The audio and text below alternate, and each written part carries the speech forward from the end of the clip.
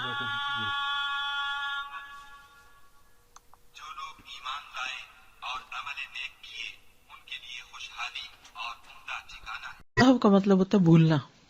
اکثر لوگ نماز میں سجدہ سہو کے بہت سے احکامات سے ناواقف ہوتے ہیں۔ کچھ لوگ اس جگہ سجدہ سہو چھوڑ دیتے ہیں جہاں وہ واجب ہوتا ہے، اور کچھ لوگ وہاں سجدہ سہو کرتے ہیں جہاں نہیں کرنا ہوتا۔ کچھ لوگ نماز میں سلام پھیرنے سے پہلے سجدہ سہو کر لیتے ہیں، اگرچہ اس کا موقع سلام پھیرنے کے بعد کا ہو، یعنی سجدہ سہو سلام سے پہلے بھی ہوتا ہے اور سلام سے بعد بھی۔ کچھ لوگ سلام پھیرنے کے بعد سجدہ سہو کرتے ہیں، اگرچہ اس کا موقع سلام پھیرنے سے پہلے کا ہو۔ اسی لیے سجدہ سہو کے احکام کا علم حاصل کرنا بہت اہم ہے، کیونکہ اگر سجدہ سہو درست طریقے پر نہ ہو تو پھر نماز میں کمی رہ جاتی ہے۔ سجدہ سہو سے مراد کیا ہے؟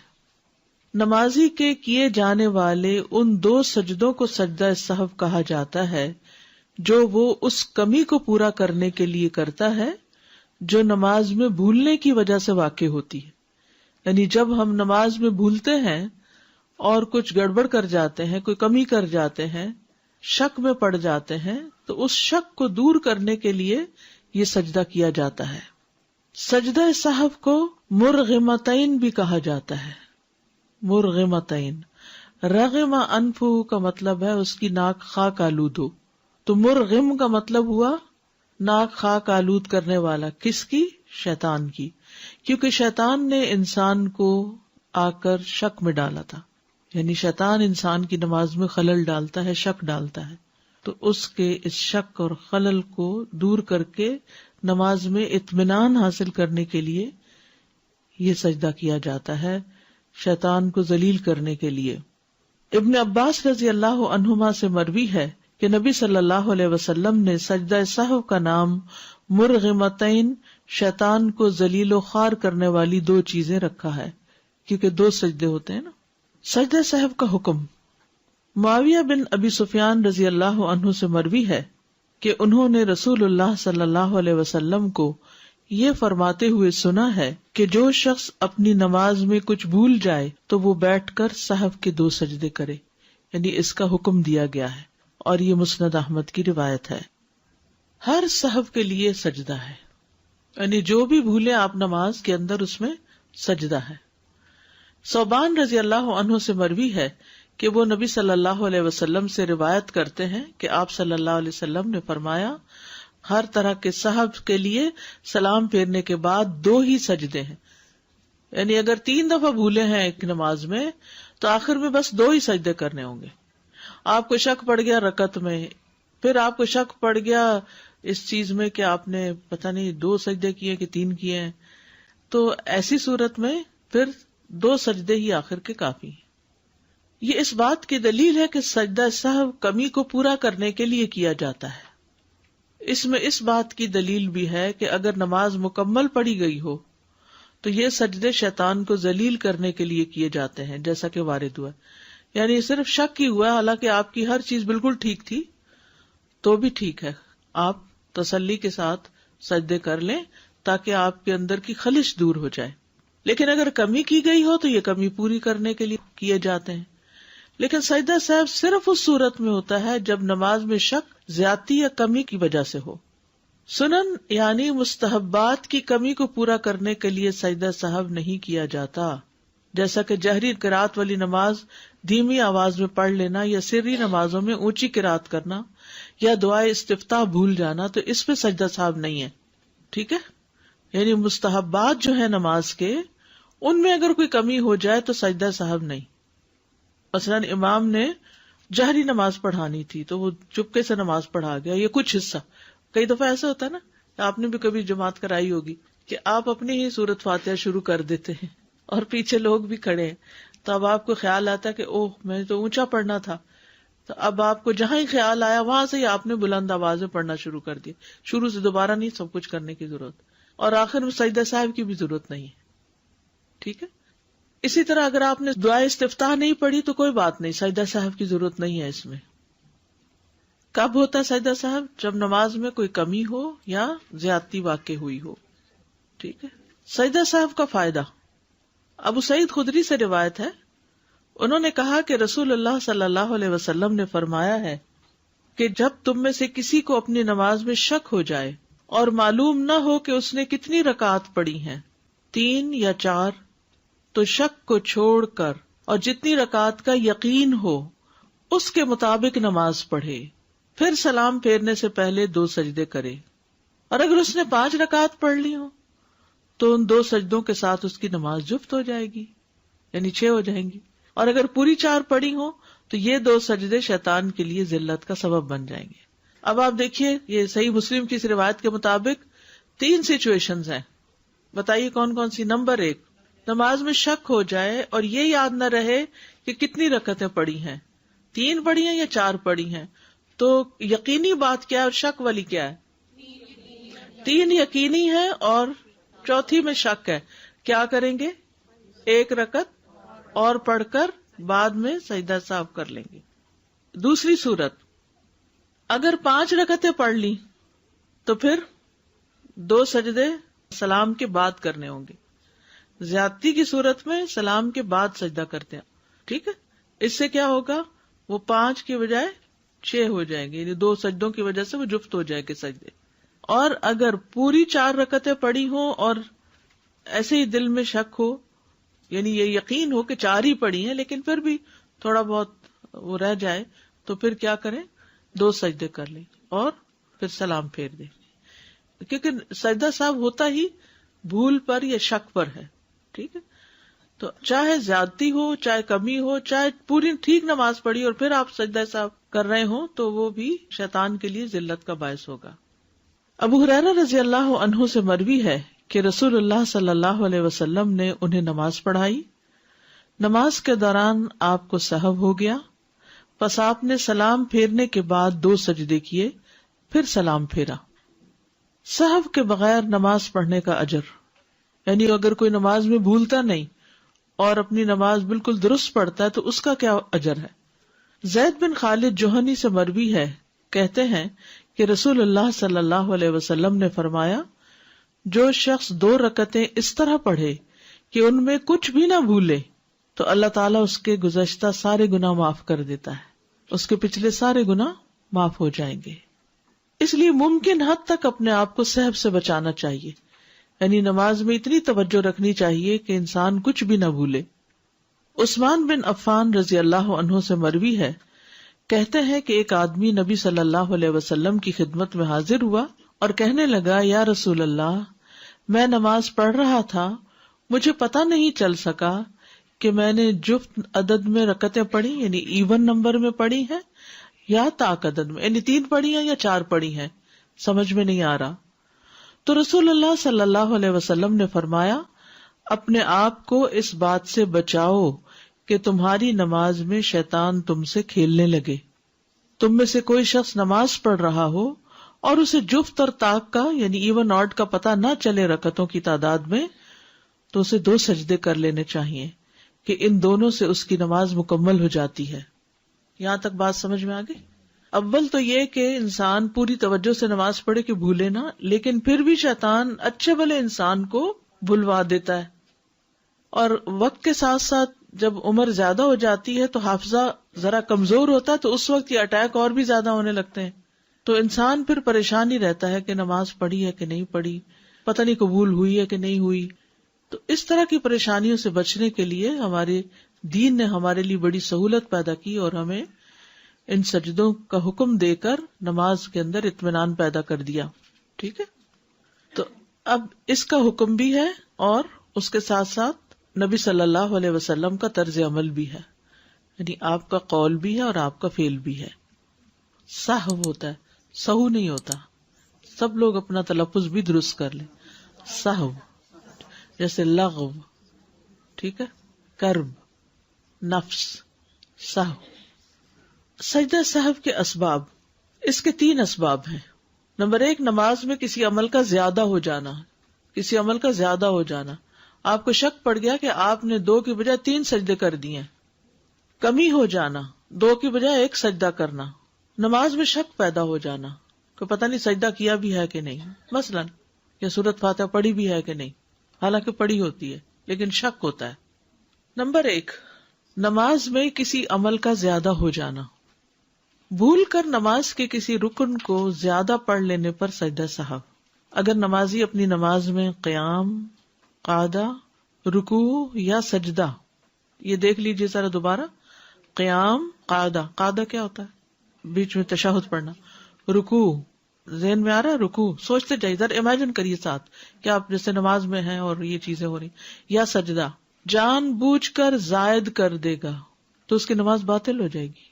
جان بوجھ کے اگر 2 کی بجائے 3 سجدے کیے یا 1 کی بجائے 2 رکوع کیے تو پھر کیا ہوگا؟ نماز باطل۔ لیکن اگر وہ بھول جائے اور اسے یاد نہ رہے کہ اس سے نماز میں زیادتی واقع ہو گئی ہے، یہاں تک کہ وہ اپنی نماز سے فارغ ہو چکا، اس وقت اس کو یاد آیا کہ اوہ میں نے تو 3 سجدے کر دیے تھے، اس صورت میں اسے صرف سجدہ سہو کرنا ہوگا اور اس کی نماز صحیح ہوگی۔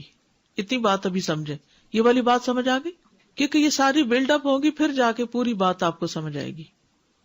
خلاصہ یہ ہے کہ نماز کا کوئی رکن جان بوجھ کے زیادہ پڑھنے سے کیا ہوگا؟ نماز باطل، اور اگر بھول کے زیادہ کر لیا تو سجدہ سہو کافی ہوگا۔ بس اتنی بات سمجھ آ گئی؟ اوکے، نیکسٹ ہے 4 رکعت کی بجائے 5 رکعت پڑھنے پر سجدہ سہو کا طریقہ۔ اس کی مثال یہ ہے کہ ایک شخص نے مثلاً ظہر کی 5 رکعت نماز پڑھ لی اور اسے تشہد میں یاد آیا کہ اس نے اس نماز میں زیادتی کر دی ہے، تو وہ تشہد کو مکمل کرے گا، سلام پھیرے گا، پھر سجدہ سہو کرے گا اور سلام پھیرے گا۔ طریقہ سمجھ آ گیا؟ 5 رکعتیں پڑھی تھیں آپ نے، اور آپ جب اتحیات میں بیٹھے تو شیطان نے آ کے پھر یاد کرا دیا کہ تم نے تو 5 پڑھی ہیں۔ اب انسان خلل میں آ گیا، اب کیا کروں؟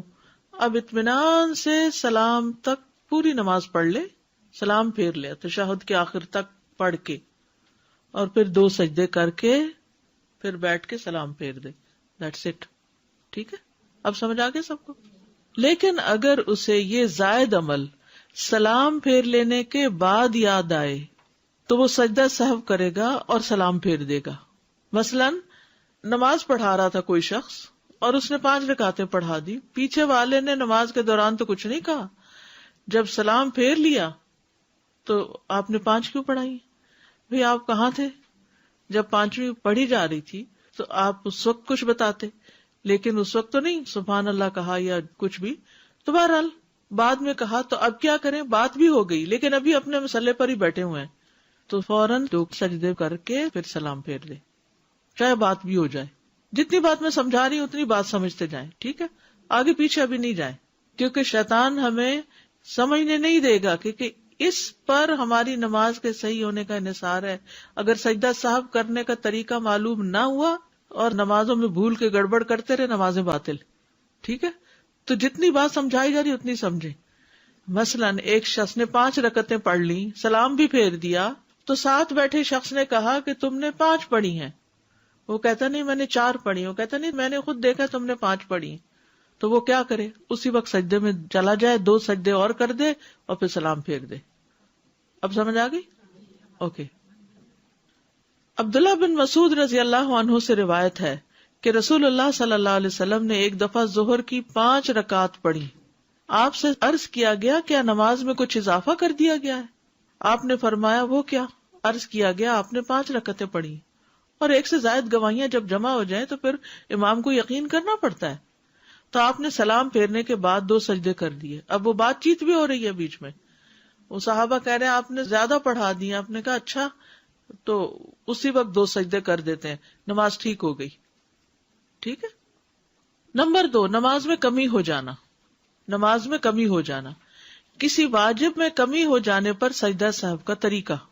اگر کسی واجب میں نقص رہ جائے اور انسان اس کی جگہ سے دوسری جگہ منتقل ہو گیا، مثلاً کیسے؟ وہ سجدہ میں سبحان ربی الاعلیٰ کہنا بھول جائے اور سجدہ سے سر اٹھانے کے بعد یاد آئے، تو اس نے بھول کر نماز کے واجبات میں سے ایک واجب ترک کر دیا، یعنی سجدے میں تسبیح پڑھی نہیں۔ ایسے ہو جاتا ہے، کوئی پریشانی کی بات نہیں، جب بھولنے پہ آتا ہے نا انسان تو کچھ بھی بھول سکتا ہے، چنانچہ وہ اپنی نماز جاری رکھے گا، تیسرا سجدہ نہیں کرے گا اب کہ میں ذرا کمی ابھی سے پوری کر لوں، اب ہو گیا جو ہونا تھا، اور سلام پھیرنے سے قبل سجدہ سہو کر لے گا۔ کیونکہ جب نبی صلی اللہ علیہ وسلم نے پہلا تشہد ترک کیا تو اپنی نماز جاری رکھی اور واپس نہیں بیٹھے، پس آپ نے سلام پھیرنے سے قبل سجدہ سہو کیا۔ کم رکعت پڑھنے پر سجدہ سہو کا طریقہ، یہ بھی کمی ہے۔ ابو ہریرہ رضی اللہ عنہ بیان کرتے ہیں کہ رسول اللہ صلی اللہ علیہ وسلم نے ہمیں پچھلے پہر کی ایک نماز پڑھائی، ظہر یا عصر تھی۔ کہتے ہیں آپ نے ہمیں 2 رکعتیں پڑھا کر سلام پھیر دیا۔ کتنی پڑھنی تھی؟ تو کتنی پڑھائی؟ 2۔ پھر آپ مسجد کے سامنے ایک لکڑی کے پاس کھڑے ہوئے اور اپنے دونوں ہاتھ اس پر رکھ لیے، کھڑے بھی ہو گئے۔ آپ کا ایک ہاتھ دوسرے کے اوپر تھا، یعنی اس طرح، اور آپ کے چہرے پر ناراضگی کے آثار نمایاں تھے۔ شاید کوئی ٹینشن تھی، پریشر تھا، اسی وجہ سے آپ نماز میں بھول گئے اور پھر اٹھ کے کھڑے بھی ہو گئے، اور پاس ہی کوئی لکڑی پڑی تھی، اس کے اوپر ہاتھ بھی رکھ لیے۔ پھر جلد باز لوگ مسجد سے نکل آئے اور وہ کہہ رہے تھے نماز کم کر دی گئی، نماز کم کر دی گئی۔ لوگوں میں ابو بکر رضی اللہ عنہ اور عمر رضی اللہ عنہ بھی تھے، مگر وہ آپ کی ہیبت کے باعث وہ آپ سے بات نہ کر رہے تھے، کیونکہ اس وقت آپ پر ناراضگی کے آثار تھے۔ یہ بھی ایک ادب ہے کہ جب کسی کو بہت غمگین دیکھیں، ناراض دیکھیں یا جذبات میں دیکھیں تو اس وقت اس کو ٹائم دیں، اس سے بات نہ کریں۔ تو ایک آدمی کھڑا ہوا، رسول اللہ صلی اللہ علیہ وسلم اسے ذوالیدین کہا کرتے تھے، 2 ہاتھوں والا۔ ہر ایک کے 2 ہاتھ ہوتے ہیں لیکن اس کو چھیڑتے تھے، وہ 2 ہاتھوں والے۔ مذاق بھی ہو گیا، کوئی جھوٹ بھی نہیں ہوا۔ وہ کہنے لگا، اے اللہ کے رسول، کیا آپ بھول گئے ہیں یا نماز کم کر دی گئی ہے؟ آپ نے فرمایا، نہ میں بھولا ہوں نہ نماز کم کی گئی ہے۔ کہنے لگا، بلکہ اے اللہ کے رسول، آپ بھول گئے ہیں۔ تب رسول اللہ صلی اللہ علیہ وسلم لوگوں کی طرف متوجہ ہوئے اور پوچھا، کیا ذوالیدین ٹھیک کہہ رہا ہے؟ انہوں نے اشارہ کیا کہ ہاں۔ تب رسول اللہ صلی اللہ علیہ وسلم اپنی جگہ پر واپس آئے اور باقی 2 رکعتیں پڑھائیں۔ پھر آپ نے سلام پھیرا، پھر آپ نے تکبیر کہی اور سجدہ کیا، اپنے سجدے کی مانند یا اس سے کچھ لمبا سجدہ، یہ سجدہ صاحب تھا۔ پھر سر اٹھایا اور تکبیر کہی، اللہ اکبر کہہ کے سر اٹھایا اور پھر اللہ اکبر کہہ کے دوبارہ سجدہ کیا، اپنے پہلے سجدے کی مانند یا اس سے کچھ لمبا۔ پھر آپ نے سر اٹھایا اور تکبیر کہی۔ محمد بن سیرین سے کہا گیا، کیا آپ نے سجدہ صاحب کے بعد سلام پھیرا تھا؟ انہوں نے جواب دیا، مجھے یہ بات ابو ہریرہ سے یاد نہیں، مگر مجھے بتایا گیا ہے کہ عمران بن حسین رضی اللہ عنہما نے بیان کیا کہ پھر آپ نے سلام پھیرا۔ تو اب اگر آپ 4 رکعتوں کی بجائے 2 پڑھ کے سلام پھیر بیٹھے ہیں اور پاس بیٹھے شخص نے کہا جی آپ نے 2 پڑھی ہیں، تو آپ کو کیا کرنا چاہیے؟ اٹھ کے 2 رکعتیں اور پڑھ کے پھر سلام پھیرنے سے پہلے کیا کریں؟ 2 سجدے کر لیں اور پھر سلام پھیر دیں۔ ٹھیک ہے۔ رکوع یا سجدہ نہ کرنے پر سجدہ صاحب کا طریقہ۔ اب ایک ہے رکعت مس کرنے پہ سجدہ صاحب، کیسے ہوگا؟ رکعت ایکسٹرا پڑھنی ہوگی، 1 رکعت چھوڑی تو 1، 2 چھوڑی تو 2۔ رکوع یا سجدہ نہ کرنے پر سجدہ صاحب کا طریقہ، جس نے بھول کر کوئی رکن چھوڑ دیا، خواہ وہ سجدہ ہو یا رکوع ہو۔ کیا چھوڑ دیا؟ رکن چھوڑ دیا، جیسے سجدہ ہو یا رکوع ہو۔